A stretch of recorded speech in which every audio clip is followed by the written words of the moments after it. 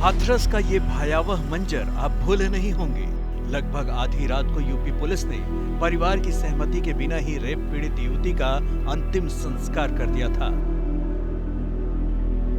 पिछले साल सितंबर की इस घटना से पूरा देश दहल गया था। सियासत भी खूब हुई थी। हाथरस के चंदपा थाने के बुलगढ़ी गांव में 20 साल की युवती खेत में गंभीर हालत में मिली थी। 4 दरिंदों ने न केवल उसके साथ गैंगरेप किया था, बल्कि उसे बुरी तरह जख्मी भी कर दिया था।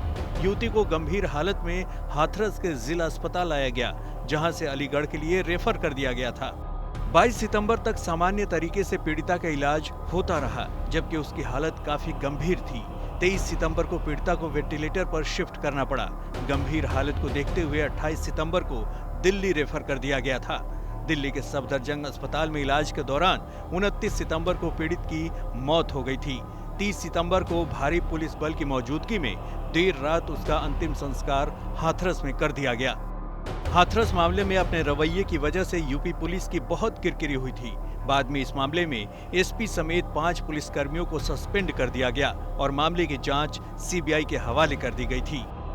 सीबीआई ने चार्जशीट में इस मामले में पकड़े गए सभी 4 आरोपियों को रेप और हत्या का आरोपी माना। सीबीआई ने 22 सितंबर को दिए गए पीड़िता के आखिरी बयान को आधार बनाया।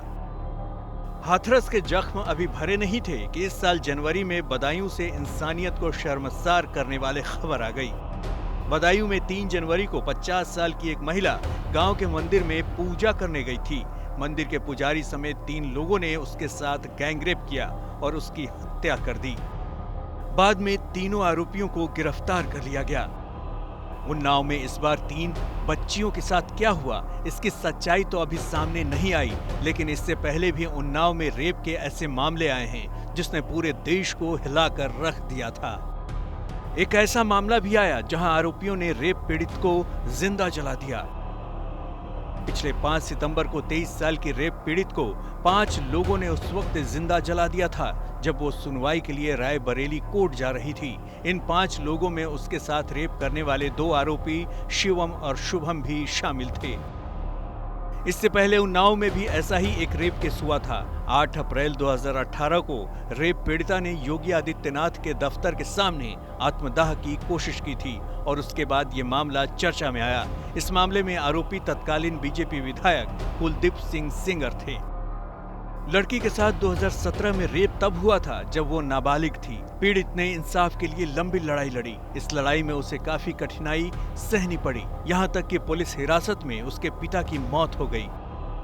इस मामले को लेकर पूरे देश में जोरदार हंगामा मचा और बाद में इस मामले की जांच सीबीआई के हवाले कर दी गई। इसके बाद अप्रैल 2018 में सेंगर को गिरफ्तार किया गया था।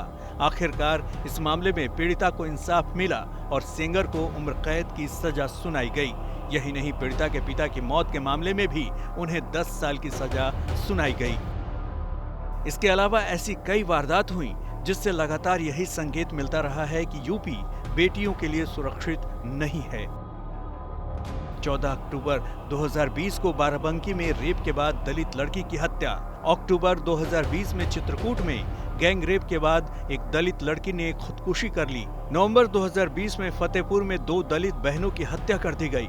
परिजनों का आरोप था कि रेप के बाद हत्या की गई। अगस्त 2020 में लखीमपुर खीरी जेल में दलित लड़की से गैंगरेप, उसकी आंखें निकाल ली गई थी और जीभ काटने की भी कोशिश की गई थी। यूपी में लड़कियों के खिलाफ अपराध की सूची बहुत लंबी है, यहाँ कुछ का ही जिक्र है। जाहिर है स्थिति गंभीर है। योगी आदित्यनाथ की सख्ती के बावजूद अगर हालात ऐसे हैं तो फिर सवाल उठता है कि आखिर लापरवाही कहाँ हो रही है। आखिर अपराधी इतने बेखौफ क्यों हैं?